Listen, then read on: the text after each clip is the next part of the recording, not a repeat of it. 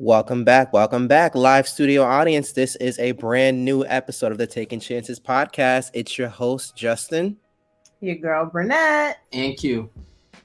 All right, guys. So, something that's been on my mind these past couple months as, the world continues to go to shit and things just continue to change around us is the fact that amongst all of this craziness that's going on, like, we're aging gracefully. Like, what do you guys think? Would you say, we've lived through some times? I mean, we've lived through first black president, we've lived through Trump, we've lived through a pandemic, we've lived through the emergence of a second pandemic.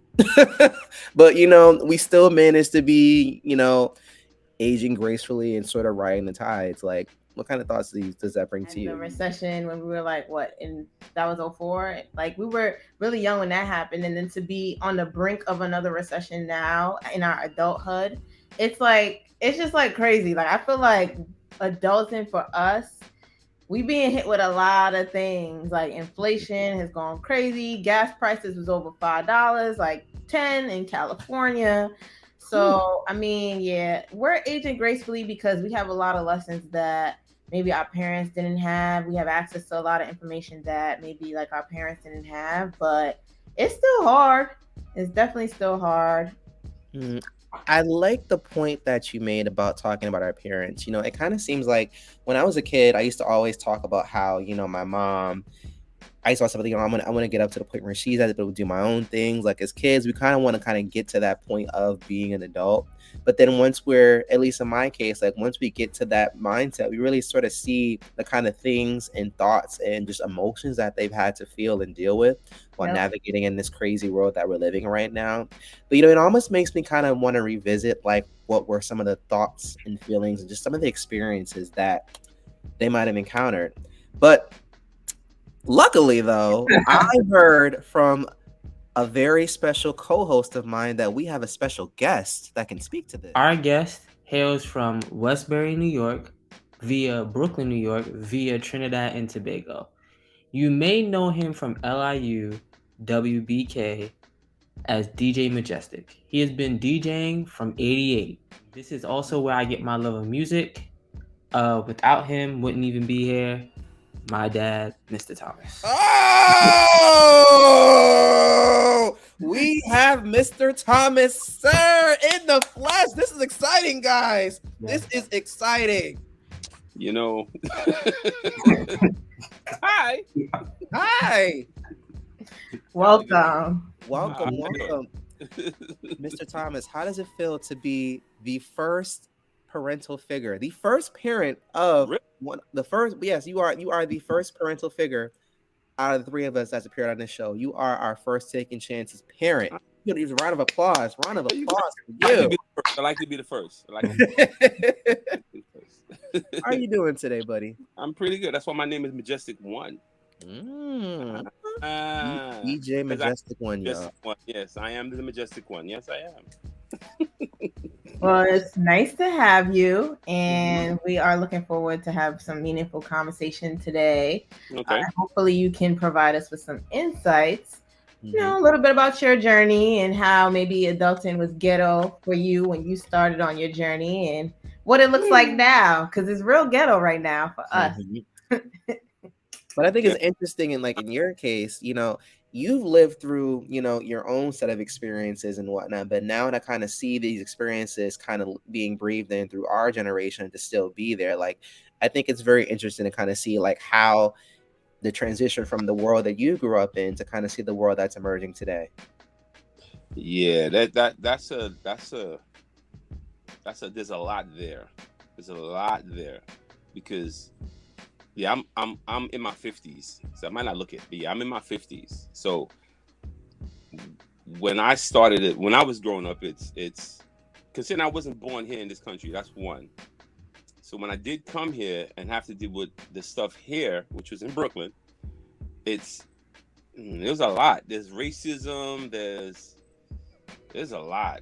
There's a lot, and then like you said, recessions, and then there's a lot. Transitioning, yeah, you have to prepare yourself for a lot of different things. So yeah, it's been a journey. It's been a journey. Oh yeah, it's been a journey. What age did you come here? 3. Oh, okay. So you did elementary, high school, middle school, all of that, like Yep. here.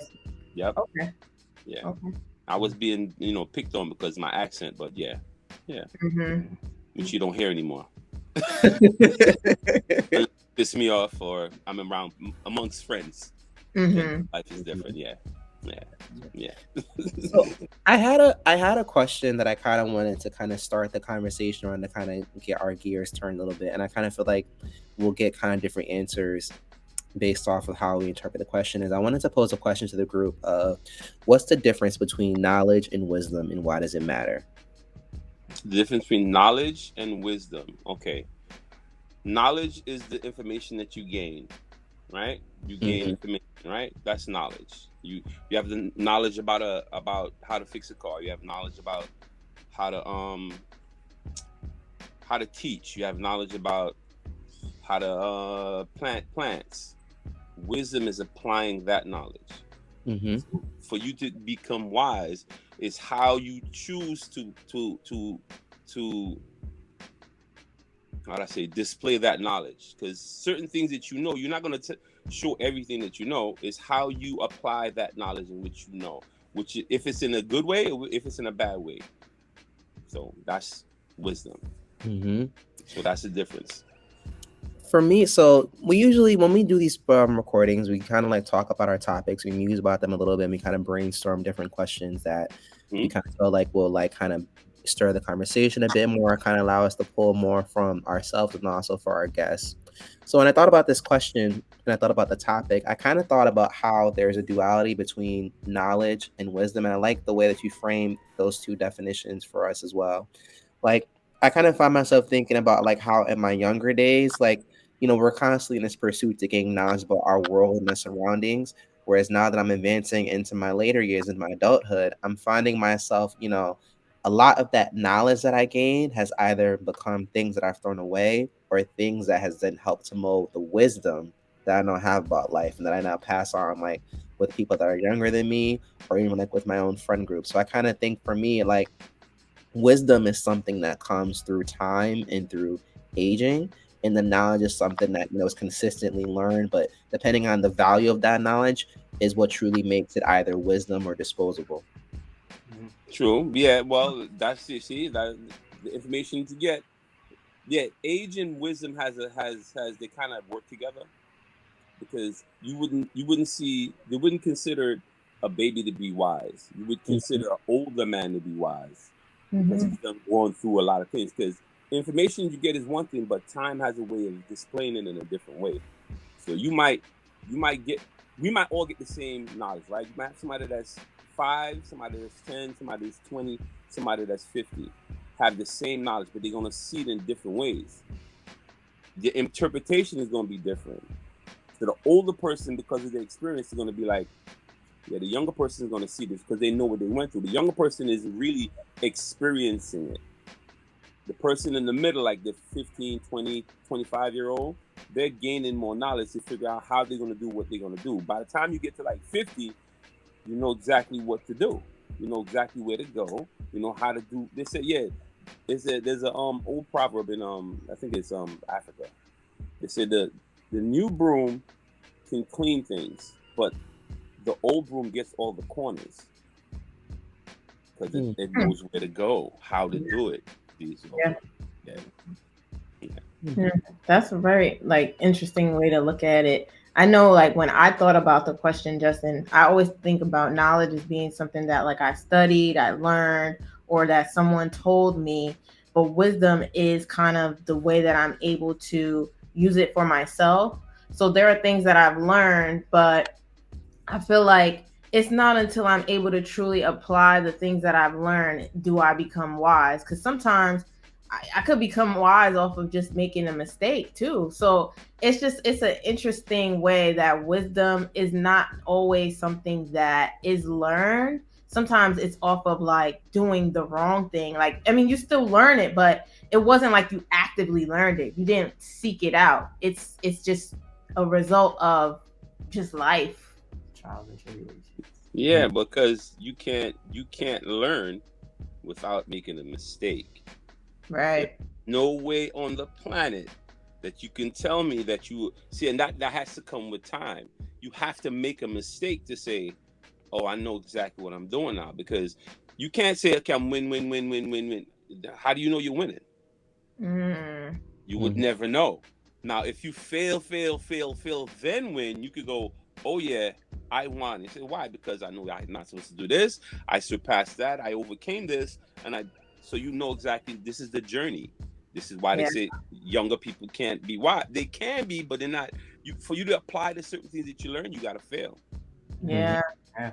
And how you deal with failure has a lot to do with how you deal with things in the future too. So Right. yeah. Okay.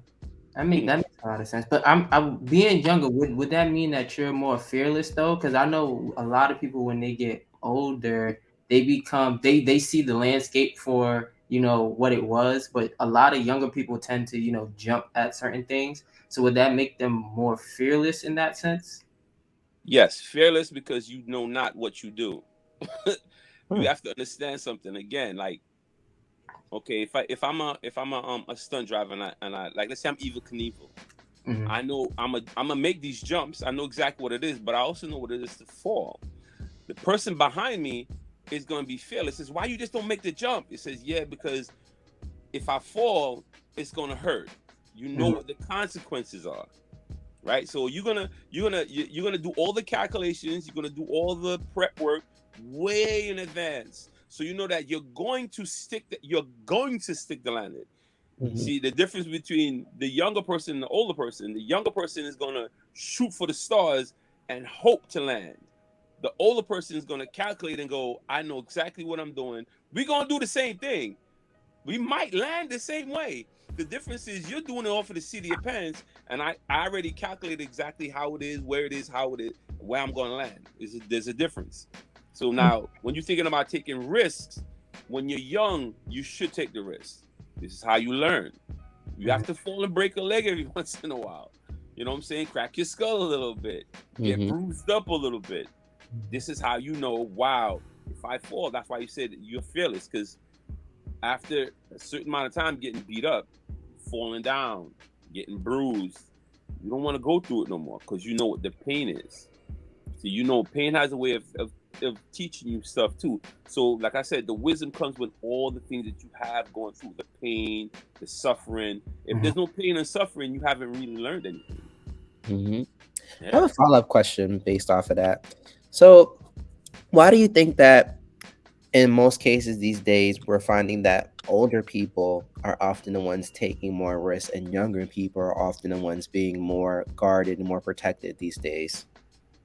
Well, a lot of the older people nowadays, because of what has happened, and they see that they've been lied to and everything isn't exactly what they were taught, they figure I might as well do it because I know certain things, and the other things that I don't know, I might as well be fearless enough to understand. You're always a kid, so you're always gonna have that fearlessness in you. So you're gonna be like, okay, I want to do it, but I don't want to hurt my kids. I want to do it, but I don't want to. You know what I'm saying? So now at this point in time, it's like your kids are older, you live life, you have nothing to fear now. The younger kids, because you learn from your parents, they tell you don't do this, don't do that, you're gonna fail this, da da da da da. It could come from that. It could come from what they experience, because there's a lot of kids getting killed, dying. There's a lot of stuff. There's a lot of I don't say knee jerk reaction, but it's more of a trying to save, and if you learn that, you have a tendency not to want to venture out as much. So and then there's always the knowledge, also the knowledge of they don't know what they're doing. That's the other thing. Mhm. If you don't know there's something over there, you're not gonna go over there. So if you're not taught nothing, you're gonna be like, oh, my reference to frame is just right here. But you have this whole planet that you're like, well, why you don't want to go over here? Oh, I didn't know that. So, you know, meanwhile, your parents are going, well, there's a whole litany of things that you can sit down here and do, and you guys are sitting out here in this one box. That's why you should always encourage your kids to do more. Always encourage them. Whatever it is they want to do, just try to encourage them, help them along their way, because everybody don't have that same kind of opportunity. Mhm. I didn't have that same opportunity. People didn't want to encourage me. That's for sure. The stuff that I do, all this DJ stuff, I should have been way further than what I am. But a lot of things came up. No support system. Nobody. It was just me doing, and then you can't work and then try to work. You know what I'm saying? Because that little money that you're making is going to make you. So yeah, there's a whole litany of things. So, Mhm. yeah. Well, you bring up a good point because I wanted to touch on the fact that life can be very unpredictable. And they always say, like, man makes plans, God laughs. But, when it comes to DJing and music, your love of that, was that one of the things that you would say you was extremely intentional about as you went through your journey?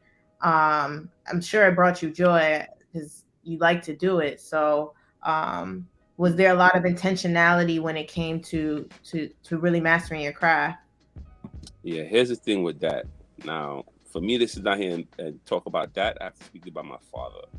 So, my father had equipment in the house. So, he had a turntable, and a lot of his friends, like in the 70s, they had, what's the word? They had reel to reels. The the reel to reel. You know what a reel to reel is? Yeah. It's a reel to another reel. It's a reel Yeah. to Oh. right. Mhm. It's the actual tape that goes from this thing, one spool goes Mhm. across. You hear the words or whatever, then goes up into another. Yeah. So like you watching a film. It's The kind of like classic movie. right. So it's a reel to reel. So they had machines like that. They had hi-fi stereos. So there's times that my mother, and my father used to have like I'd say dinner parties. My father used to provide music for them. Sometimes we had record players, used to play stuff. So there's times I used to go around and see people and be like, yeah, the music is good, but I was always focused on the music. So he had equipment. So when he wasn't home, I used to sometimes play the music. So that's basically where the love of music came from. And then plus, like I said, I'm like him because he was, how can I explain? He's a technical engineer. He was a technical engineer. So he's into taking things apart and putting them together. So basically, that's what I was taking things apart, put them back together, and let them work. Sometimes they didn't work. So all that came to the equipment. So every time I see equipment, I go, "What's that? Oh, turntable. Oh, wow, how does that work? Oh, what's that? Amplifier. Oh, how does that work? Oh, speakers. Oh, how does that work? It Mhm. doesn't work. Okay, can I fix it? The toaster doesn't work. What's wrong with it? So you have to. I used to try to see the mechanisms and things and how they work together, how they come together, how they work, and if this wasn't going to work, can I fix it? I never liked throwing things away, so I always like because you can always fix stuff. So all that had to do with me liking equipment. The music, now that right there, you can never get away from music. You can't. There's no way. If you have no music in your life, you don't have a life, man. Think about it. If you have no music, you got nothing. You have nothing to hum to, nothing to take you away from your pain, your suffering, your sorrows, nothing to sit down here and make you reminisce from good times or bad times. What do you have? You have nothing. The joy within your life, the how could I say the sunshine, anything that's within you has to come out some way somehow. Whether it's you listening to music and enjoying it because it touches something within you, or you making it where people can understand, oh, well, that made me feel something.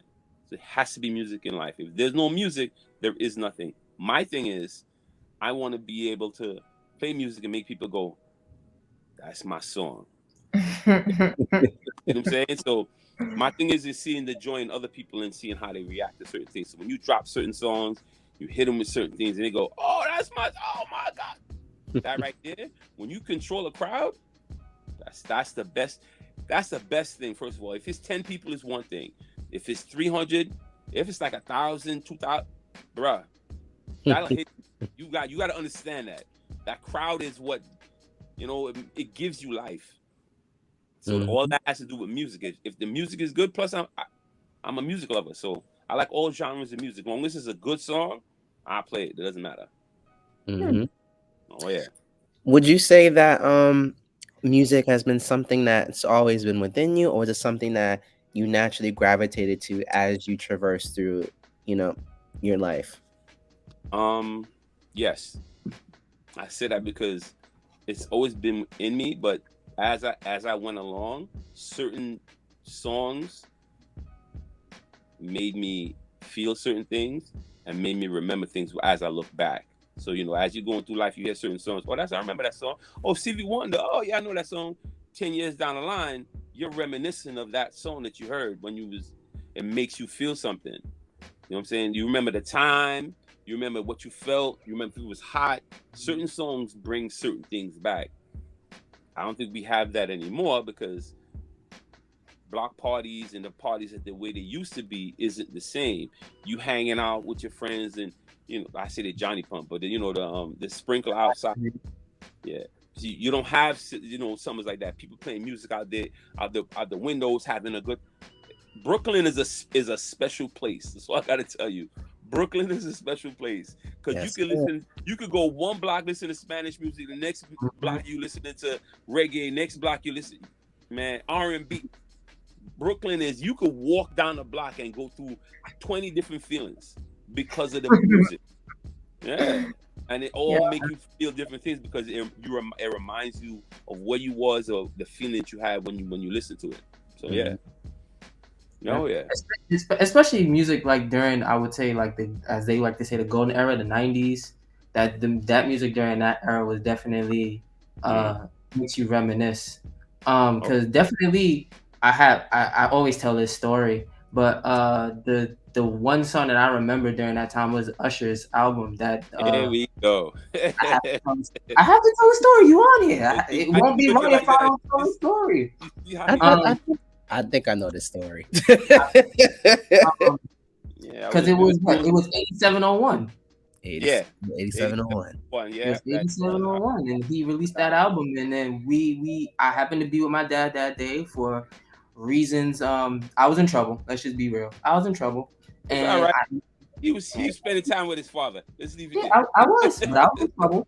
And we went and we went to see you because you were supposed to have an interview with Usher at that time. Right. And we went to 42nd Street. Right, it was Virgin Megastore. Right. Virgin Megastore. And I remember just riding down the elevator as people was playing the music. And I was young. I was too young to probably remember. But as like now that I'm older, as soon as that's like anyone plays something from that, I'm like, oh yeah, I remember I met Usher during that time in 86. And that was about it.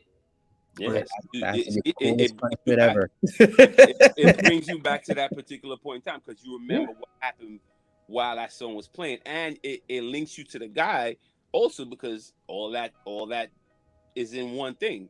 Songs have a way of doing that. That's why certain songs have meaning, right? So when the older songs, the words, the melody, everything meant something. So nowadays, it don't have. The lyrics are not lyrics anymore.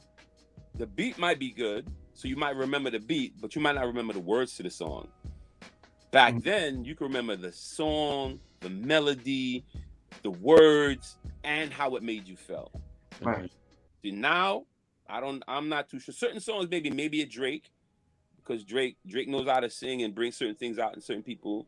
Listen. Let me tell you something. 2016 Drake. That was a time. You see, it takes you somewhere. Yeah, see, you remember what happened. Oh yeah, Drake. Oh, I remember what I was doing at that time because that song was the song. Oh, it was just a good song. You can never. A good song would always be a good song. Always, no matter what time of year it is. I want to talk about that feeling. You brought up through what you were saying. You brought up a really good point about how the song can kind of make you feel something back at that time period when it came on, no matter what different age group or what time period it is. I kind of want to take that topic and kind of lead into the positions and transitions about aging, right? And I love that I can apply this question right now because I feel like we have two great examples to speak to this. And B, we'll talk about ours in a second. But right now, I kind of want to focus on Mr. Thomas Jr. and Mr. Thomas Sir, right? I feel so, Mr. Thomas Sir, as a parent, you've gone through your life, you've lived your life independently, and you went to have kids. You kind of raised Quentin, and Quentin is an amazing man. I love him as my brother. And Q, you've gone through, you've been raised by your dad and then gone to have your own life independently. Are there points in your experience, Q, right now, navigating your 20s into your 30s, and Mr. Thomas, sir, are there like kind of things that you kind of see? Well, let me break it down even better. Quentin, are there things that you are seeing parallel of your dad within your adult life? And then Mr. Thomas, sir, are you seeing things through Quentin that you have thought about or recognized within your years of going through those same similar years? Go ahead, Quentin. Parallel. The parallels. Um, right now, the biggest parallel, and I think I mentioned this before, was the love of music. Like, as far as I can know, as far back, my dad was playing music. Like, he was a DJ even before I was born. So that's definitely where my love of music is from, because loving music, Justin, music, me and like that is I can tell you songs, years. At Brunette, we was in a car yesterday, and I think it was 6 songs that came back to back. I knew all the words, all of them. Like, that is to that level, and so I listen to everything. Even Burnett was mentioning a while ago, Mongolian rock. I've listened to it. I didn't like it, but I listened to it. So I mean, I'll listen to anything, but definitely the love of music and just the conversations. Because we've had me and my dad have conversations before about Jay-Z and Drake. We've had conversations about music and certain things. So definitely the love of music is definitely the parallel. Yeah. Yeah, exactly. That's one. The other similarity that I would see is the technical aspect, because he's into um not producing, but yeah, producing. Like, he's behind the scenes making sure things run the right way. He's on the boards and all that type stuff. That's the same thing that I'm doing. So it's the same. It's like transitioning, pushing it down the line to the next generation. So yeah, I see a lot of similarities. I was just like, wow, you actually doing that? I was like, oh, okay. I'm like, wow, because you do stuff in the church. I was like, oh, okay. Make sure that the thing sounds right. It has to look good. It has to. Yeah, Okay, okay. It's yeah. like a Yeah, lot of and even with the producing thing, the podcast produced, making similarities. sure, because even before Justin was doing audio, I was doing the audio for the podcast. Now I'm doing the visuals for the podcast. So Yeah. yeah, the producing thing is definitely that's the other one too, Justin. So Mm-hmm. yeah. Yeah, oh yeah, because my major in Long Island University was actually media arts. So the Mm. television, the radio, all that. Oh yeah. Mhm. Oh yes. Oh yes. Yeah. So he's kind of yeah. Okay. Follow-up question. Are there life lessons that you feel like have been illuminated by both of your experiences? So, Quentin, are there life lessons that you kind of feel like you're seeing through your dad's lived experience? And then, Mr. Thomas, sir, are there certain things that you're seeing about life clearer or have a better understanding through your son's experience? Things I have seen. Hmm. Um, I can definitely say, from my dad's experiences, I've definitely learned a lot based off of, because we all not perfect.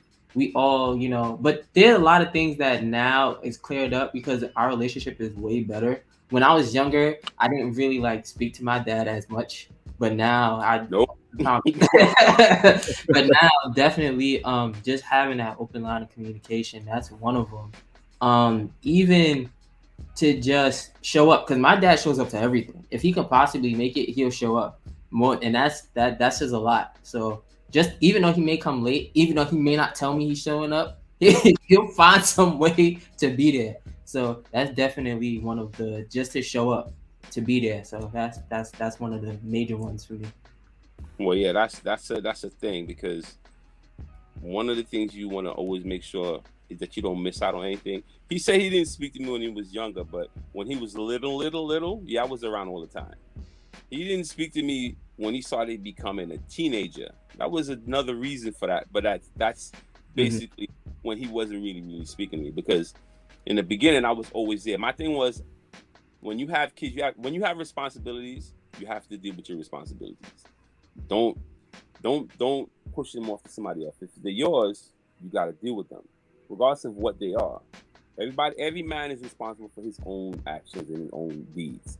So my thing was, one, never ever ever ever ever ever leave the kids alone. Like, don't run away from them. Don't act like they're not there. Don't shunt. Always try to be there for them, regardless of whether the situation is.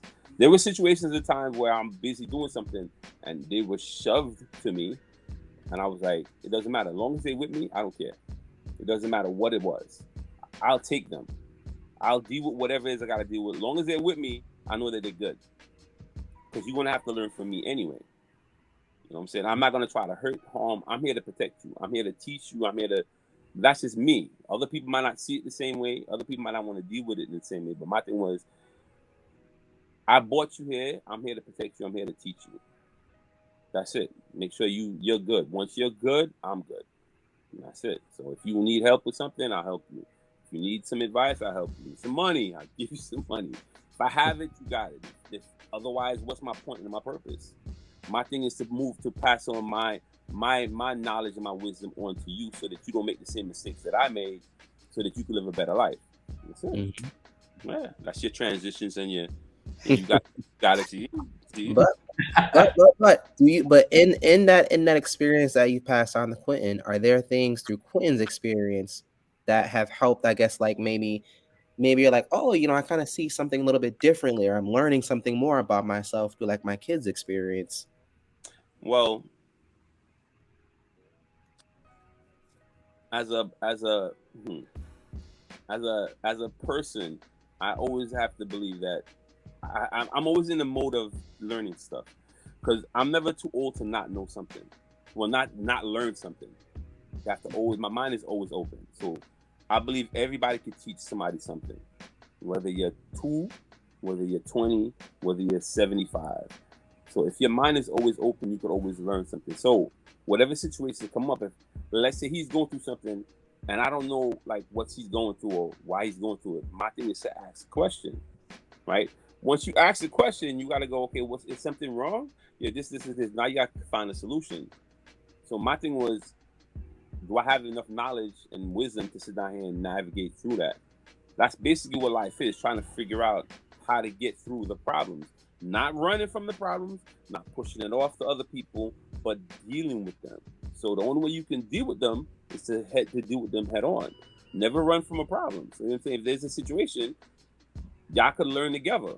Whatever it is he's going through, or whatever it is that's the situation is, you gotta try to navigate your way through it, regardless of the situation, regardless.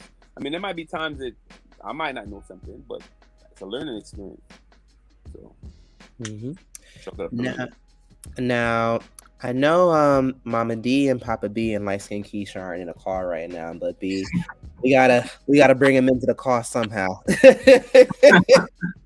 So Burnett, what is something that you can say that you are finding as you're going through your experience, your adult experience? What's something that you're seeing is parallel to your mom's experience? So it's crazy because I feel like as you get older, if you're in tune, you will really see the similarities between you and your parents. And as I've gotten older, I'm very much like my mother and I'm very much like my father. And I would say with my mother is like a hustler. Like she's a grinder. Like she don't play. Like she get this money and she works hard. And I feel like that's the biggest parallel because I've always been ambitious. I've always tried to have my own. I'm always going to make sure I'm good. And I get that from my mother because, like your dad was saying, the only way you learn is when you mess up. So I've watched my mother mess up. I've watched my mother had to get her on her own feet after losing her job, after dealing with this divorce, separation, all of that. My mother had to get on her own feet, take care of me, and she did it phenomenally. So it's like, watching that, it kind of lights that fire in you. You don't want to be in that situation. You always want to make sure you're good. So that parallel with my mother, I would say that work ethic is definitely where I get it from. Like I got to give her a shout out too because she's in grad school right now and she got a 4.0 GPA. It is. Yep. And everybody knows that was me when I was in school. So it's just like to see my mother go back to school and see her on that same track is phenomenal. And we're going to be calling her doctor soon. So it's just like that to me, is a blessing. Um, and then I would say with my dad, it's crazy because with him, that's where I feel like my heart comes from, that heart aspect, the empathetic aspect. But I also have that IDGAF aspect from him too. Like I don't really like I have a big heart until you mess with me, and then it's like you're cut off. So I get that from my dad. We're both hotheads. Like we have our patience is very thin. We're the nicest people, but don't play with us. like, don't play with us. And if you know, you know. Like if you know me, you know my dad, you know. So I just like that's what I would say the parallel is. It's really a lot of character elements, like which is crazy because it's crazy how you could be so much like someone who you didn't necessarily grow up with, but that's the genetics for you, I guess. Mm-hmm. Mm-hmm. Like, what about you, Justin? Let us know. Oh God, what about light skinned Keisha? Yeah. Parallel. Wow. So light skinned Keisha for me was a mom and dad. You know, my dad died before I was born, and the man that I consider my dad, Lord knows where that man is now. But Mm. my mom, what's interesting about like my mom's experience when I was a young kid, my mom always instilled in me just this appreciation of life in a way. And it was like there's a lot of things about my mom's experience and how she grew up with my grandmother and how, you know, she used to take care of my mom and my aunt and how my grandmother literally like despite all the thing my mom is always a stickler for saying like the grandmother that you know now wasn't the mother that I has two different people. But she's always like the one thing that she kind of instilled into me was just to have just this appreciation of being present and being able to just be appreciative for the things that you do have no matter what point in life that you have, whether or not if you have a stable job, you're making hella money, or if you know you can only afford to get roof over your head, you got to eat PB&Js. Like my mom literally was just like she lived and breathed just appreciation of being here and just an appreciation of people. And so when I was growing up, like I was the opposite. Like I didn't want to be around people. I didn't really care. Like, you know, most of my experiences with people growing up were kind of opposite to what my mom kind of really instilled in me. But as I've gotten older, you know, I'm finding myself just a bit more leaning into some of the teachings that my mom instilled in me. You know, as I'm like navigating my own adult life, you know, making my own footprints in the road, it's like I'm finding myself more focused on like what is peace to me and what is present for me. And it's crazy because like when I think back to me growing up as a kid, like my mom literally like made her own world and made it about her. Like Burnett and Q knows, like for me, Sundays are like my fucking day. Restorative. They're my restoratives. They're like, you know, I take Sundays, I make it all about me. I'll have mimosas all day. I'll cook something. I'll go to the gym. I make it about Justin. And like people are always like, well, why are you just so like attached to Sundays? Well, like in my household on Sundays, like mom, that was mom's damn day. No matter what the hell happened was going on in the world. Once that door was locked and once Justin was good, my mom is playing her Mary J. Blige. She's relaxing. She's watching Turner Classics. She's just being just so appreciative of this day because that day was hers. So like my parallel for me is just like definitely like my work ethic 100% comes from my mom and how I go hard about what I do, but just also just my appreciation of just life itself and how, you know, we always are in positions to learn about ourselves, but are never, but can always be in a position to be present where we're at.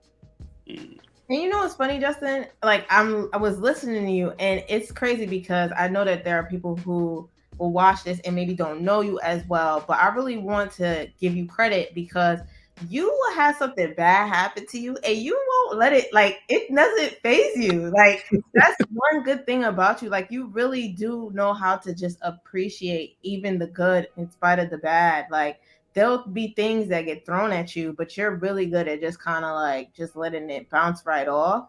Mm-hmm. So I mean, that is definitely you telling the truth. You ain't lying.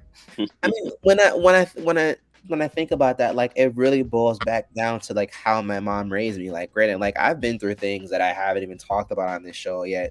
Some of these things my friends know, some of these things that people don't know. But like, I just feel like when you go through an experience where you are dealing with trauma, you know, you eventually have no choice but to really learn to see the light at the end of that trauma. The thing about trauma is that when you're in it, right, your biological system just gears you to kind of just be stuck in that emotion, that you can't see anything outside of that emotion. When you live in that place for a time period, that's all your body gets used to. But then when you kind of turn the corner and you kind of like see the emotions outside of it, it's like you can get to a point where you can appreciate what the trauma you're actually going through is and what it's actually trying to teach you. And when I think about like my mom's experience, like my mom has gone through things or experienced things that I've yet to experience. But like, she still went on to like have a son, which everybody seems to tell her that just she did phenomenally for some reason. She's just all her friends are like, what did you do differently with your son? Like he's just so well married and like you just must have went above and beyond to raise your kid. And she's always like, I don't know how to take that because all I did was raise my son. But like, my mom, she's went through her experiences, but like she still raised a really great fucking kid. She has just this really amazing dog that's like her other child, which is another story. But like, she bought her home. She has a great job and great friends. Like my mom literally at 50, I think is like a totally different woman. Like she's living her best life. But like when I think about the journey that she's had to get there, it's like, you don't have any other choice but to just be present no matter what you're going through. So I always think about like what I've been through and what she's been through, and I always try to root myself back, and like at the end of the day, all those things that you've gone through, whatever you could possibly go through in the future, you'll get through the shit. And I guess like that parallel for me comes from my mom and just always being present no matter whatever the hell she's going through. Because at the end of the day, like, like Mr. Thomas said, you're never not in a position to learn something, and you're also never not in a position to choose to be present. This is true. Gotta learn. Got to learn. I'm really interested though. I think that like being in your 50s is such a phenomenal milestone point because like you said, you don't have to necessarily worry about your responsibilities anymore because now you're in a position where your children are at least adults. And so they should be hopefully able to hold their own. So you're able to look at life in a different lens versus I gotta protect, gotta protect, gotta protect. I mean, you're always gonna take care of your kids, like they're your kids, but it's Right. it's a pivot. Like the need isn't the same. So I mean, what are your thoughts? Like, are you thinking like what do you think about doing these next couple of decades? Thinking about grandkids? Like what looking forward to? First of all, Ooh, the heat is on quick. okay, first of all, like you said, what am I thinking about? What am I thinking about? Well, yeah, like you said, the kids are good, but as a parent, the beginning part is making sure that they learn certain things. Then, as they learn, explaining things to them at this particular point in stage of y'all life, of his life or my kid's life. I'm there for support. So basically, this is the time where I should be talking to them the most because this is when they come with all the questions that they need answered, and this is a conversation now. This is because now you're at a particular level where not only do you not know what I'm talking about, you understand, but now you coming with your own questions to me and trying to figure certain things out. So now it's more of an intellectual conversation. You see, so it's not like I'm going anywhere. But what I want to do for me personally, I want to live my best life, like you said. I want to live my best life because I mean, come on. Once you have kids, there's certain things that you can't do because you have to make sure that they're good, and you can't leave them by themselves. So you have to make sacrifices to do certain things, which is one reason why I didn't finish certain. Like I said, I went to 2 colleges, and I didn't graduate from either one of them. Mm. Right, because I wanted to make sure that they were good. Their mothers did, but that's another thing altogether. They were good. The kids were good. The parent was good, and I was still making sure that life was. At this stage, I'm like, look, I'm gonna do some of the things that I should have done from before. So that's why you see me taking trips now. That's also why I'm still part of a lot of DJ sets, crews, I should say. So I'm trying to sit down here and, like you said, push my way through certain things. So you might see me in certain platforms sometime soon. this is why I'm living my best life. So I don't have to worry about, oh my God, I gotta go home and make sure these people. Oh, if they call me, I have to go to this person's school.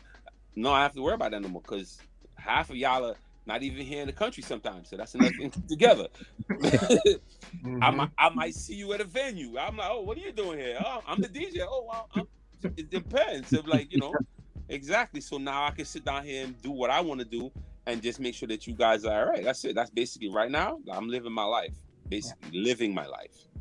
Yeah. Just to clear some things up, for those who don't know, I have 3 other siblings. Because we keep saying children, but people don't understand. Yeah, they don't get it. They don't There's, get it. there's, I have there's 4 kids. You have 4 kids. I'm the oldest. Right. You want to always say that. Anyway, I have 2 boys and 2 girls. Yeah. We're not going to that argument. I didn't say that. I said I'm the oldest. I just said I'm the oldest. We're not doing the same way my dad is the first parent. I'm the first child. Nope. That's it. I'm leaving it at that. Yep, that's it. That's it. You're right. So I have 2 points that I want to go to. I'm kind of like that's funny. I'm debating myself which way I want to go with this because both are like really good ones. Okay, I'll start with this one. So I'd love to see your parents living their best lives because rightfully so. They've created us, they've given us the earth, they've guided us to the earth, and now we've inherited the earth. It's very ghetto earth, but we've inherited the earth. Hey, man, that's how we got it. We just spruced it up a little bit for you. my question. The question for you is so a topic that we talked about on our show in the past is kind of like about how this age group kind of feels like they have to have it all together because they have to do certain things. They have to go to school, they have to have kids by a certain time, they have to do Z and B. But we've kind of talked about and dabbled with that. Like you said this in the beginning of the episode, that the right way of doing the way that we've been taught to do things is false.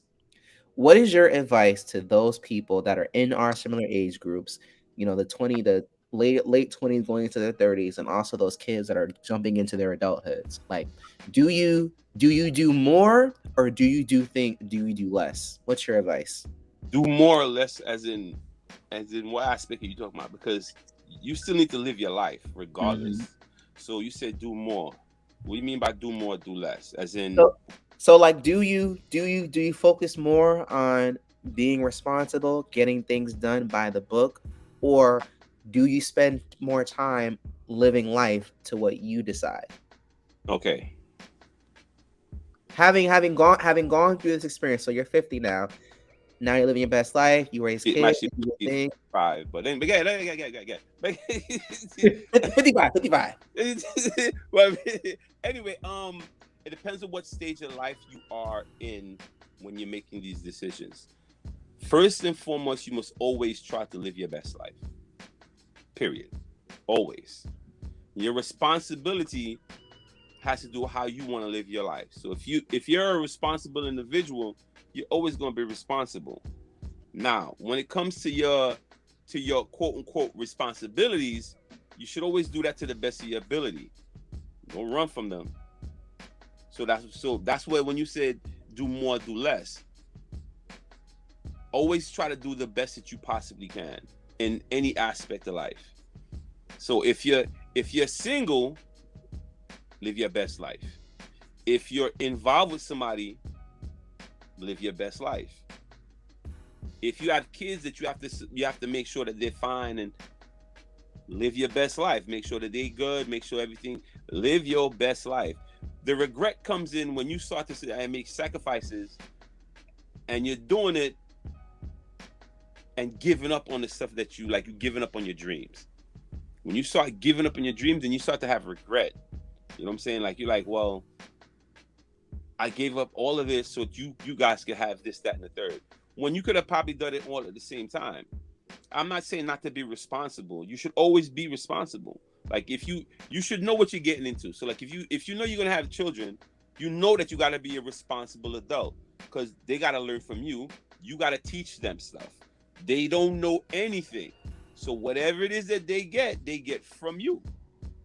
So if you're gonna sit down and have kids, knowing that you having them, you gotta prepare yourself in ways that, okay, once they're born is the beginning.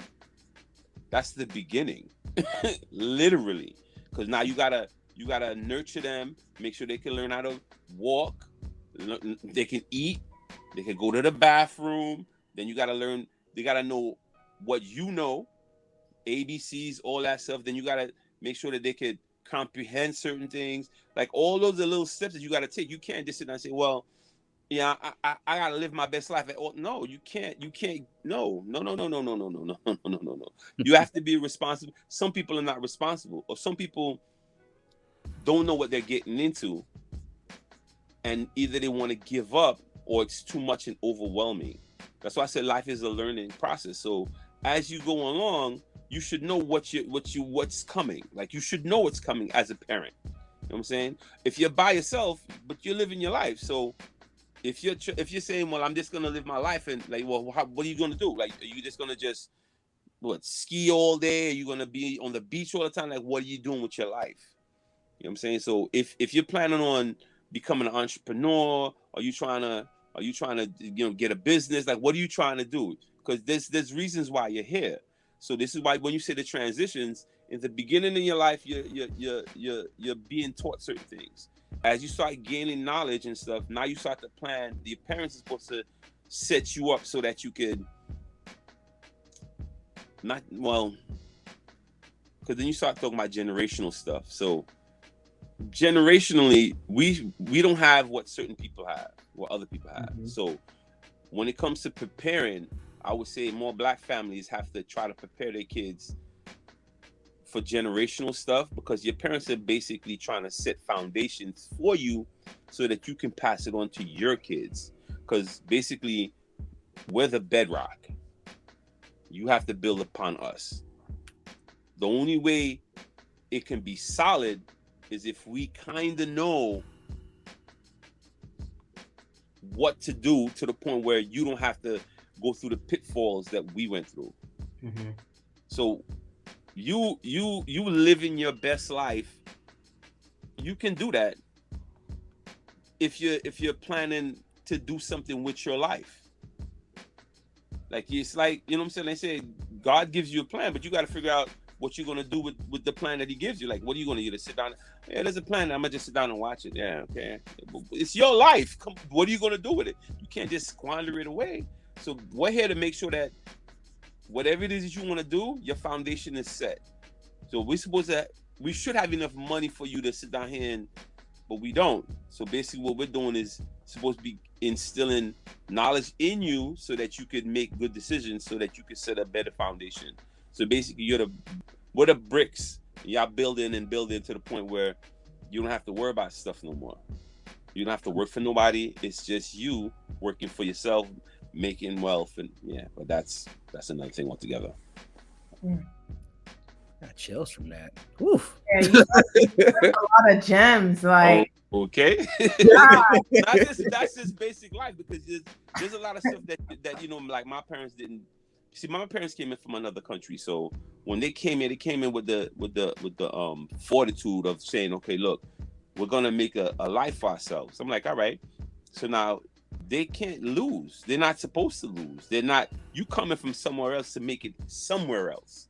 So when you're here, mind you, when they came in, they had kids already. So it's like they were kind of set up from where they was at, because my father was a policeman, and my mother was a teacher. So, those salaries are good. So when you come here, you should be able to advance on that. So basically, we're supposed to be like, okay, you're not living in a ghetto. You're not living in an apartment building, but you can get your own house. You're supposed to learn from them. You're supposed to make sure that, okay, from us, you should be able to make your own life, get your own house, get your own property, And basically, the foundation is what? Education. Your education is key to everything. But now the question is, what exactly is it that you're learning? Are you learning stuff to make you a better business entrepreneur, or are you making yourself a better worker? See, that's something they don't tell you. Are you financially fit? Are you going to be financially, stable to sit down here and make decisions because your parents knew it? Or are they inept? Like, they don't know anything, so they can't teach you anything, but they telling you this, you need to do this, so you got to learn it on your own. There's a lot of foundational stuff that you need to sit down here as a responsible person to set up, not only for yourself but for your kids, because and then they're supposed to build on that. That's what you're supposed to be doing.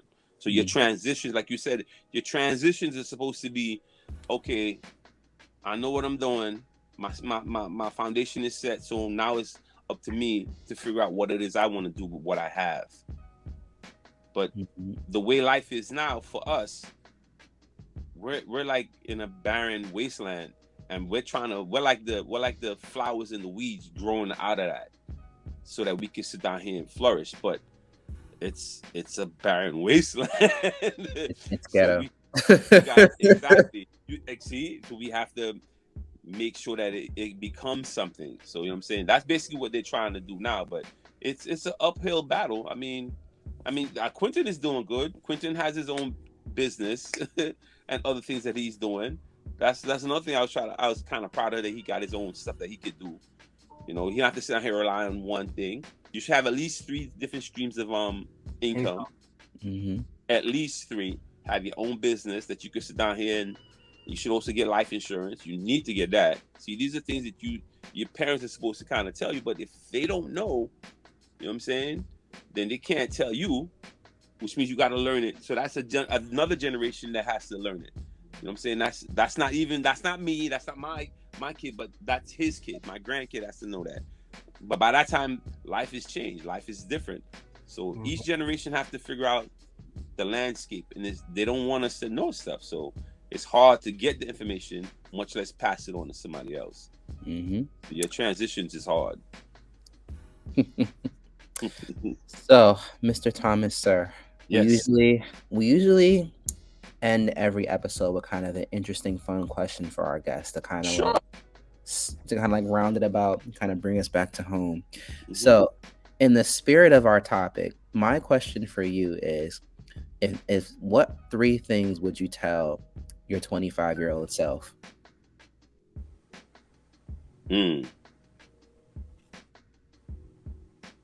What 3 things I would tell my 25-year-old self? Save more money. Don't listen to everybody else, and focus on what it is that you want to do. Because a lot of times, a lot of things that I did, I stopped doing because I figured either they knew better than me, or they knew better than me. And I was, you know what I'm saying? Because you have dreams and stuff. Oh, I want to do this. You're going, why are you doing that? Don't ever let people deter you from what you believe, or what you feel, what you think that you should be doing. Like a DJ. That's not making no money. What are you gonna do with that? Don't let people deter you. Always do what you want to do. And get life insurance. Because from life insurance, life insurance isn't for the dead. Life insurance is so that you could actually borrow money from that. This is what rich people do. You could take that life insurance policy. You could borrow money against yourself, so that you could sit down here and buy a car, buy a house, buy property, pay it back. And you're not losing nothing, bruh. These are little things that you could have known, and you'd have been. That's what people do. I learned that. I learned that from what's they call them? Financial advisor. Yeah. Advisor. Yeah, exactly. They tell you that because they want you to know, because they want you to grow. But if you don't know who to ask, that's what I was gonna say. You also have to have a supportive family, because you don't take out life insurance without the consent of someone else. So you have to have family members that can support that and help you be able to do that. Like, yeah. But that's a whole nother episode. That's a whole nother episode. That's in the pot for y'all. But I want to end on a note that our lovely guest has brought into the chat. I think this was one of the most powerful things that we talked about that I think really resonated with me. Was the purpose of this episode was to kind of really, of course, highlight those positions and transitions. But what came out of this episode was a message of, living your best life. And I think I want to end on that. I want to cap on that specific part, because we have so many people these days living to what they think they're supposed to do, or living Mhm. to a standard that's not exactly theirs, or a standard based on the next generation. But in reality, with all the things that are going on in this ghetto, the only obligation that we really have to ourselves, no matter at what age group, is to live authentically, live our best selves, and live in our nature. Exactly. So, like, I definitely want to leave that on the table, and then just give a special thank you to you, Mr. Thomas, sir, for coming on board with us, sharing Mhm. your wisdom and reservoir of knowledge with us, and just soundboarding with us. We Okay. appreciate it so much. Why, you're welcome. And we didn't mention this earlier, but for those watching, be sure to comment, like, and subscribe our Yeah. video. Mhm, mhm. Mhm. All right, guys, that's all I got for you. So, Yes. We'll see you next with that, time. see you next time. Gotcha.